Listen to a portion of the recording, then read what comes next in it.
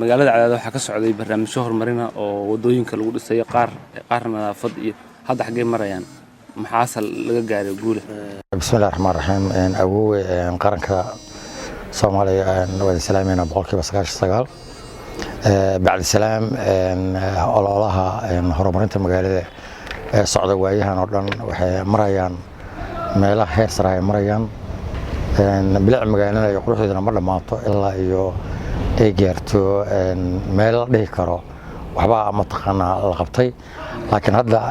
awoodeeni iyo tabarteeni wax badan aan qabanay tusaale ahaan waad aragtay laamigii Cadaado oo yaraay waa ballaarinay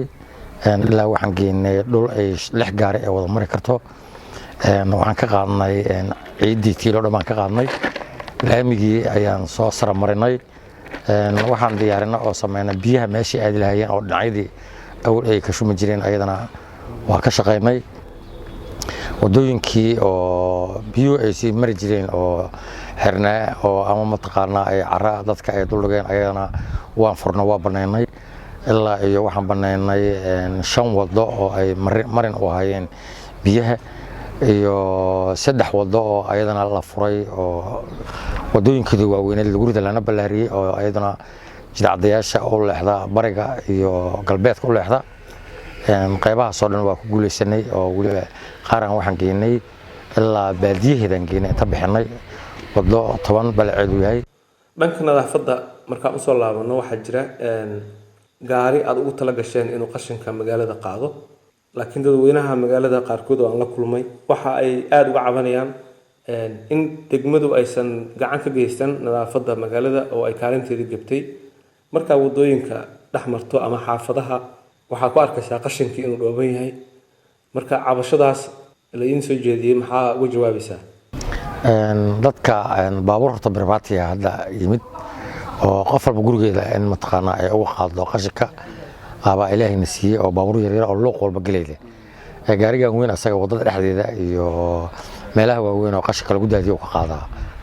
marka dekilooyin yar yar oo ka faa'iideysta shaqo abuurna ay u tahay magaalada ka shaqeeya ayagana qashinka qaada baabuurka weyn laamiga farsamo magaalaha gudaheeda oo qashinka daldalaa barnaamij waxaa jiray JBLG yiraahdo oo horumarinta degmooyinka qaramada midoobay ay bixiyaan hay'adaha qaramada midoobay marka hay'adaha qaramada midoobay barnaamijyadaas ay baxshaan Cadaado in laga fuliyo waa la socnaa balse laga faa'iideystay maxay Cadaado gashatay waxa ognahay in barnaamijkaas dadka kala dooransiiyo qaar wadooyin doortaan qaar isbitaallo qaar waxbarashada adinku maxaa doorateen annaga horta barnaamijka JBLG waxaan bilawnay 2014 feeskeedii koowaad aan bilawnay waxaan ku dhisanay qaybtii koowaad kota kunaan la siiyay kota keena kun waxaan ku dhisanay god qashin iyo qayb iskuul aan ku daranay oo ka yimid baahida bulshada ka timid feeskii xigay waxaan dhisanay isbitaalkii hooyada dhalaanka oo hadda qaybta ugu quruxda badan oo kamid yahay oo meesha jooga 100,000 lacag ayaan qaadanay waxaa daba socda intaas capacity-ga degmada oo kor loo qaaday oo tababaro badan aan qaadanayno oo ayaduna fan badan ay ku bixiyay waxa ku xiga marka jidadka jayga oo aad aragto quruxda badan leh oo 2 project oo soo xigta 2 sano oo soo xigta aan wadooyinka ka dhigana si quruxda magaalada u soo wacdo waan dareemi kartaa cid kasta oo timid reer galmudug iyo waa ogyihiin waa waxyaabaha quruxda magaalada dib ugu soo celiyay marka hal cudur ay umba ay yimid oo dawladda xafarkii dhalatay oo political crisis oo bilowday caqabadaha nagu timid marka qaybtaas 2018 2017 sidaas waxay yarnaayeen waxaan rajaynaynaa insha Allah du'aal raali ka dhigo dawlad galmudug oo hadii la dhiso galmudug in laga faa'iideysan doono qaybteeda duwan loona codeeyay laakiin bulshadu waa bedeli kartaa waxaa jira tuulooyin ama deegaan hoos yimaada magaalada Cadaado marka maxaad gaarsiisan degmooyinka hoos yimaada anaga degmooyinka hadda waaweyn oo anaga hadda naga tirsan ama tuulooyinka naga tirsan anaga waxaan leenahay degmada Cadaado ee xarunta baarlamaanka galmudug